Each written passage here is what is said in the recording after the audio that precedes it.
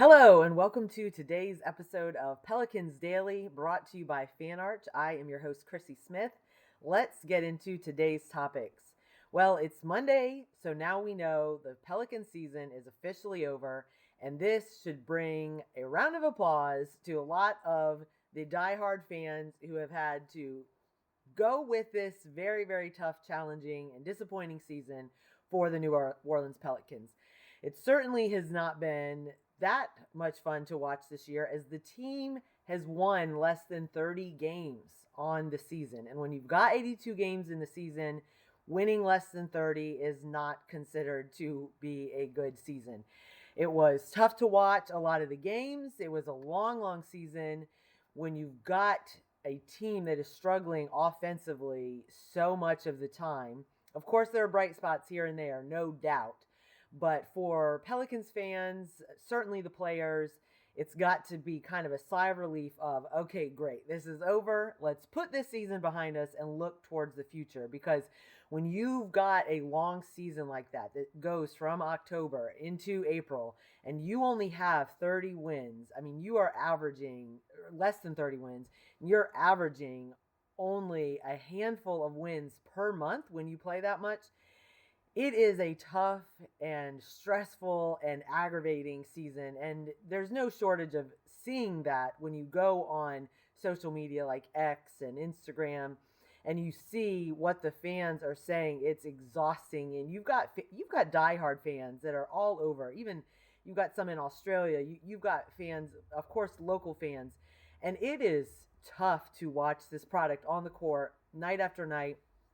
And what is really interesting about it is that the Pelicans team as a whole, they are a very talented team. In terms of individually, they have a lot of talent. When you look at DeJounte Murray and Trey Murphy, Herb Jones, Sadiq Bey, Zion Williamson, the two new rookies that you brought in, and then this actually pretty deep bench. When you look at these guys one-on-one, you've got a lot of talent.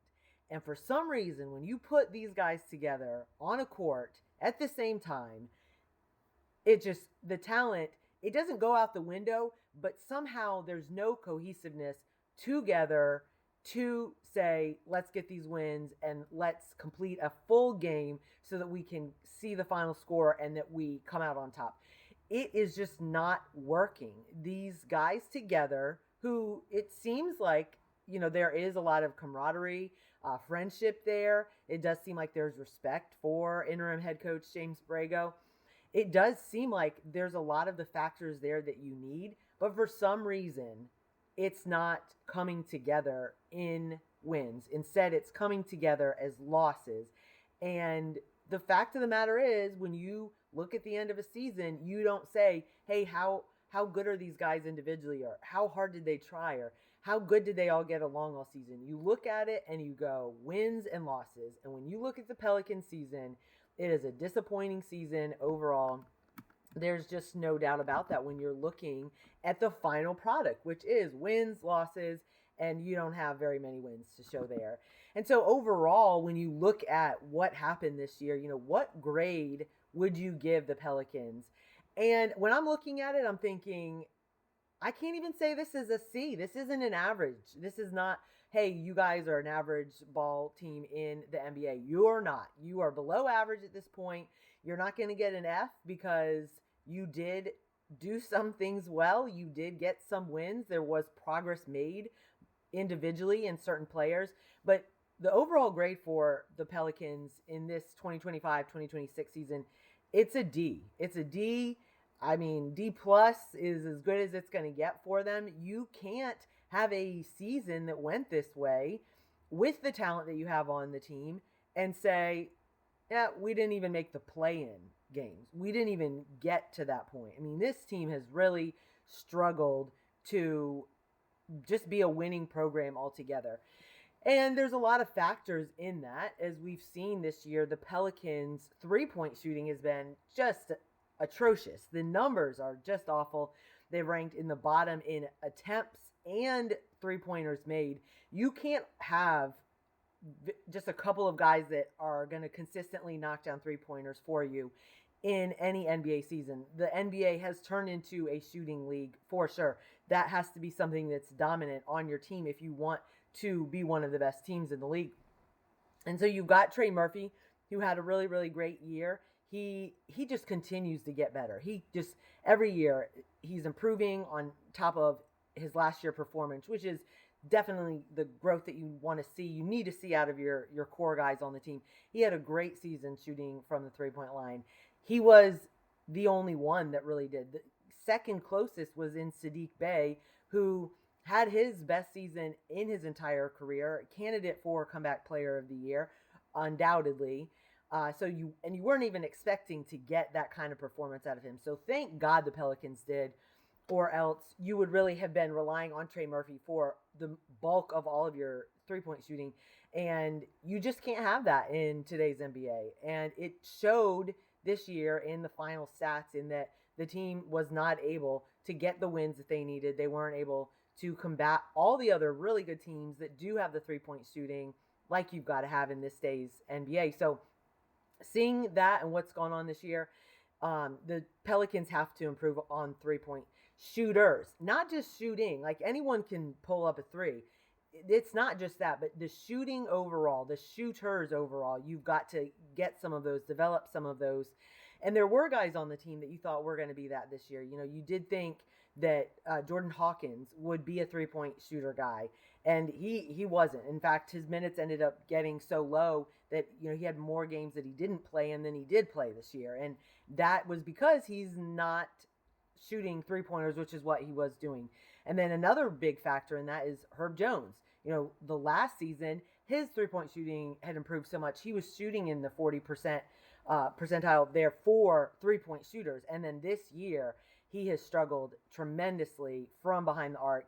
And it has been something that's been talked about a lot, because when you see guys improving in areas, you don't expect them to regress. And that's what happened with Herb Jones.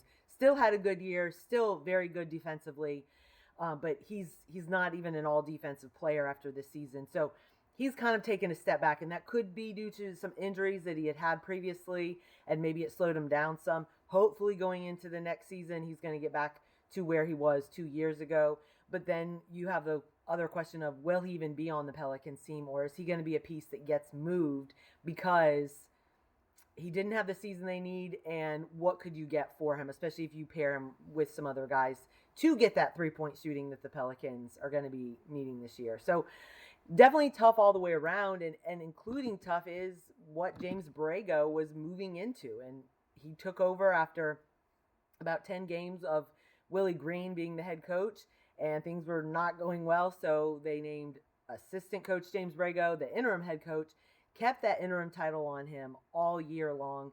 And he really did give it his best try this year. He has he is very intelligent when it comes to an offensive mindset and play calling.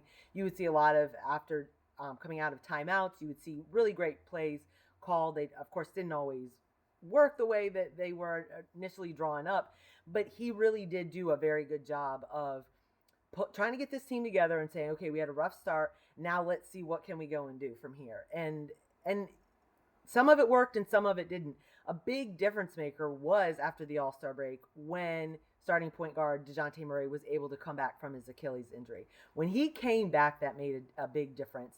And that wasn't a Borrego issue there. That was just, you're missing your starting point guard, you know, and there's only so much that you can do about that. And when you've got a rookie that's in there playing point guard until your starter comes back, that's going to be a challenge. Of course, you thought maybe Jordan Poole would be able to fill those shoes, and he really was not able to. So you really had a backup point guard and a rookie point guard trying to fill the shoes of a veteran starting point guard, and that didn't really work out.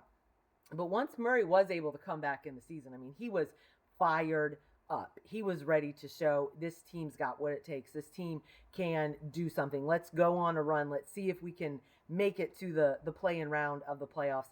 And they did go on a winning streak. And coming right out of the All-Star break, the Pelicans went 10-5. And you thought, okay, maybe there's something going on here. Maybe with the right pieces, maybe it was just a one missing piece in the point guard. Maybe now this team is going to show what it could do. But unfortunately, it wasn't a consistent time. Like there wasn't enough wins from the All-Star break when Murray came back that really showed, okay, this is the team, this is all that it needs, run it back, you don't need anything else. It was still missing certain components that you saw all season from earlier in the season, had gone on all season long. So Borrego definitely gave it his best.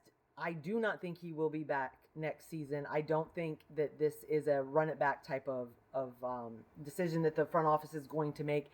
There are a couple rumors out there of who possibly might be coming in to be the head coach for the Pelicans, after this season is now being over, but that is still kind of left to be seen. So we'll just have to see what kind of moves do they make and how soon do they make these moves. Is this something that they kind of drag out? Do they already have their guy in mind and they're just waiting for the playoffs to wrap up to make their decision? The playoffs haven't even started yet. So, there's a little bit of time there. Some of the names being thrown around are Ham, and that could work. I'm not a huge fan if that is the move that they make, but I definitely don't think that Borrego is going to be the guy going forward long term. I don't know if they'll keep him as an assistant, if he'll be willing to do that, but there are some changes that need to be made. The fact of the matter is the Pelicans aren't that far off from being a very good team, but if they don't get the three-point shooting figured out and if they don't get the defensive center position figured out, then it's really not going to matter who your head coach is, because you're still not going to have a winning program. They say the definition of insanity is doing the same thing over and over again and expecting a different result.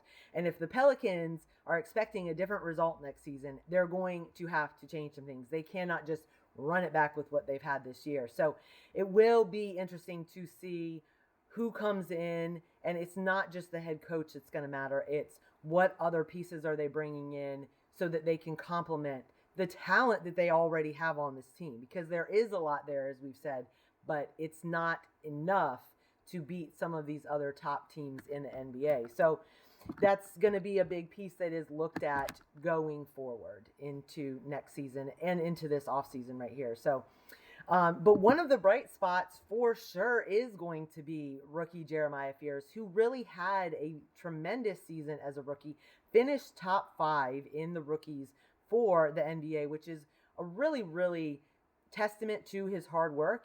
When you come in as a rookie, a lot of times you come in, you're on fire, you're hot, and everyone's going, wow, this guy, he's going to be the face of this team at some point. And then typically you see a little slump. You do see that because other teams are starting to figure you out, and now you're really getting the lay of the land of how hard it is to stay good consistently in the NBA. But Jeremiah Fears did something this year that has not been done in quite a while in Pelicans franchise history, and that is he played in all 82 games. And Pelicans fans need to be excited about this because of the injuries that the Pelicans have struggled with the last few seasons. So when you struggled so much with guys not being able to stay healthy, and that is a huge part of the NBA, is just being available for your team on a consistent basis. So when you have a guy that comes in and he's able to play in all 82 games, that says something about his work ethic. It also says something about what he's doing to prepare himself and to stay healthy and available for the team. So huge bright spot on the New Orleans team, and fans really appreciate the fact that he has been that guy who doesn't need a break. He doesn't need a rest day. I mean, he's 19 years old, for crying out loud. He shouldn't need a rest day, but we see it all the time in the league, out for this game for rest. This guy has competed in all 82 games of the season for the Pelicans. That has been refreshing to see. It's been refreshing to see someone who doesn't just like being out there. He wants to be out there. There's a passion in him for the game and for being on the court and getting minutes and just getting better. That is how you get better quicker as a rookie, is you just get the experience, because you cannot practice every scenario that you're going to come across when you're playing live in-game minutes in the NBA against the best players in the world. And yet Jeremiah Fears has been able to do that in all 82 games this year. And I think it's a big reason why you've seen over his last 10 games, he has really made this big kind of jump in what you're seeing out of his out of his play. I mean, he scored 40 points a couple games ago. That is just an unbelievable record for him to hold now in this season when he already had a lot of big games with a lot of points. But you've seen things starting to click for him. And when he's knocking down more threes, the Pelicans are going to say, this is going to be somebody that we can really look to and use going forward as part of the face of the franchise, because some things do need to change. And so if Fears can just stay on this same path and do what he's doing, I mean, his second year could be a huge leap in terms of his productivity and what he's able to do to the team. Kind of like what you've seen with Yves Missy this year, and that he has gotten tremendously better from his rookie season last year. You look at him and you think, man, this guy's only in his second year, just finishing his second year. He has made a big jump. And that's what it's really about in the NBA, is continually getting better, continually developing your game, and doing things so that you are outsmarting these already really very intelligent and talented players that you're playing against in the NBA day in and day out. So we've got the season is over. Off season should be interesting. We've got a lot of good things to cover coming up in the next few days and weeks. So make sure that you stay tuned to Pelicans Daily every day so that you know what's going on with the Pelicans. You can find me on X at Sports Chrissy. Until then, I'll catch you tomorrow for the next episode of Pelicans Daily.